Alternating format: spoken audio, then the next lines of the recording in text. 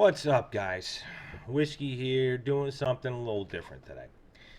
As you can see, angles are a little different. I don't have a shot in front of me. What I do have is I got a coffee and I got a whiskey. And we are going to be putting this whiskey and this coffee in this cup. It's right here.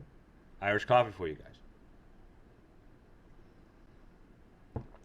Now, setup you got going right here is a little on the temporary side of things, waiting for a few things to kind of coalesce, as it were. We have a nice new setup going soon. So, yeah. Anyway, we're also trying something different. Usually, you just kind of hear my voice floating on the breeze as I'm telling the story from history, and you guys are watching me cook on screen. We're gonna try something a little different. I'm gonna have this little me picture video thing in the corner, and so you'll see me while I am also we're going to be watching together the video of me cooking, and I'm still going to tell you the story from history. So let's see how this works. If you guys like it, let me know. Throw it in the comments. Be like, whiskey, this is fantastic. Boom, keep it going. Or no, this is trash. You're dumb, and I will never do it again. Because I know you guys don't believe that I put alcohol in anything. I'll show you right now. Now, also a little different than normal is I usually read from a script. And some of you guys don't like that I read from a script because it sounds like I'm reading from a script. So, in this episode, and it's a short one, so it's a good one to do some testing stuff on. I'm not going to read from a script. I will have some notes about the thing in front of me, and I'm just going to kind of spitball it, and we'll see how that goes. This is my third refill on the Irish coffee, so let's see how that goes. This is a short kind of spur of the moment recipe that I did. So first off, I'm going to talk about real quick Panda Madness candles right there. Fantastic. If you like candles, I'm not a huge candle fan. At least I didn't think I was a huge candle fan. I'm not sponsored, by the way. These guys, they're not sponsoring me. No one sponsors me. But this is a good friend of mine, veteran-owned company. They get you your candles real quick, and they're real interestingly different scents. The names are fantastic. So I always highly recommend them. I just ordered a couple red, white, and blue ones that smell amazing. I got some wax warmers for the holidays.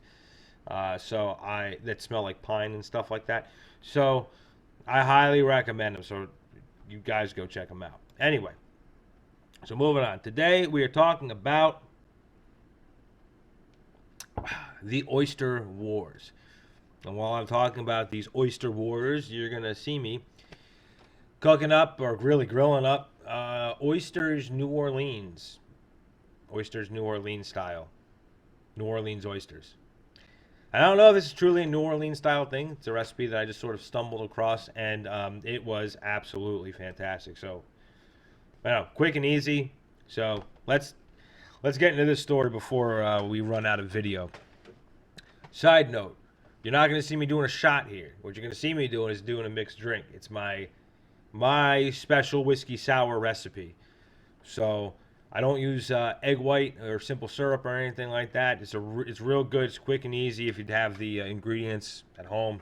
It's real good. So anyway, Oyster Wars started in 1865 and ended in 1959-ish. Again, this is not an official war. All right, it was small, very localized conflict, and it centered all around territorial harvesting of oysters. In the 1830s, the Maryland House Assembly or House of Assembly or whatever the hell they were called started passing some legislation on oystering, oyster harvesting.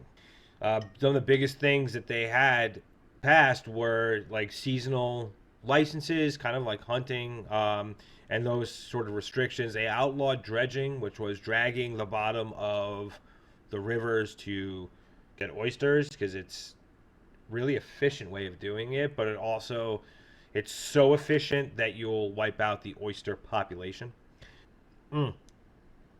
Well, real quick, this shucking oysters, pain in the ass. Yes, that is a flathead screwdriver you see there, the easiest way for me to do that was to just kind of wrench the bastard into the hinge of the shell, pop it open, and then cut around, right? You're gonna see a lot of cuts where there's like 2 oysters and all of a sudden there's 30 that are done because it took me for ever. Just a side note. So that was essentially what started the war. Now, after the Civil War in 1865, oyster harvesting just exploded. The oyster business saw a huge boom. New England oyster harvesters, came down from New England because they had exhausted their supply or their population of oysters. So they came down to the Chesapeake Bay into Maryland and Virginia and started clashing with the local harvesters. So that was a big conflict, was Marylanders, Marylandians, Marylanders, and New Englanders just clashing it out over oyster hunting grounds. Maryland instituted the Maryland Oyster Police Force, which was a forerunner to their Natural Resources Police, like their Forest Protection Services and things like that. But they were there to try to protect the oyster fields, as it were. They were severely under manpower, just did not have enough people to effectively patrol their waters. Now, Virginia, they made their own attempt to curb illegal oystering. They didn't pass the dredging or the anti-dredging legislation until 1879. And what would happen once that legislation passed is the dredgers and the non-dredgers, which are known as the tongers, sounds like West Side Story, the Jets and the Sharks. They would fight each other, and usually the dredgers would win because they would be more affluent because their dredging was more efficient. More efficient meant more money, better arms and boats, and we're going to defeat the tongers. Now, the most famous engagement of the Oyster Wars, as they were called, was between Governor Cameron's forces in 1882 against a whole bunch of pirates.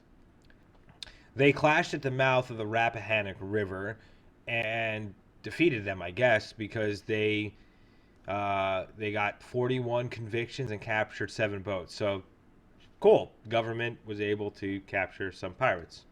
Good times. Now, after the Governor Cameron, succeeded in defeating the pirates in this epic battle on the Rappahannock River, he tried a second expedition and failed miserably.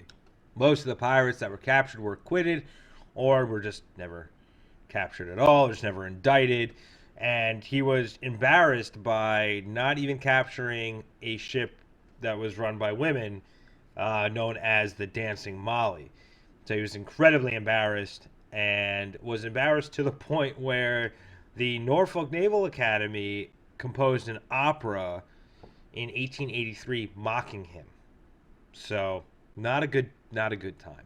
In 1884, Cameron established the Board on the Chesapeake, which was a pretty effective law enforcement body, and it sort of calmed things down in the Chesapeake Bay.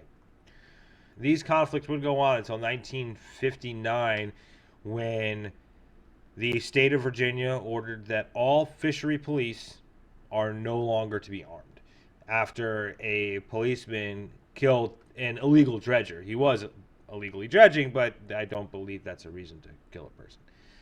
And that's it. That's the Oyster Wars. It was pretty short, pretty sweet. There's no official count of casualties during the war, but this is how 2 states engaged in a war for about a century over the delectable meal that you see me eating right there. So, yeah. Quick side note before we get to my outro, I tell you guys to stay feisty and keep cooking and all that. If you guys are watching this in real time, or within a week or so of it coming out, you guys know what time of year it is. Thanksgiving just happened a couple weeks ago. winter celebrations are right around the corner. I start celebrating Hanukkah tomorrow. In a couple weeks, people are going to be celebrating Christmas. And then right after that, boom, New Year, 2021. I know what kind of year it was. Everything that could happen happened. Pandemics. Australia was on fire back in like February. Uh, Unrest across the board, mass unemployment. My message is this: if you guys were affected, and even if you weren't affected, if you're just having a rough time, whether it's been a rough year, month, week, or even a day, take some time for you. Take some time for some good old fashioned self care. We know what my self care is: throwing some stuff on a grill or a stove or an oven, and boom, whiskey. Hopefully, yours is a little healthier than the whiskey thing, but take some time for you. Really get your, I say get your mind right, but get yourself right. Get yourself where you need to be. I'm worried about all you, and you know, I just want to see everybody just make it to the new year and have a nice, good, fresh start. As always, don't forget to like, subscribe, share, and comment. I'm going to keep doing what I'm doing as long as you guys keep commenting or don't comment. Anyway, as always, guys, be safe, stay legendary, and stay feisty. Keep cooking.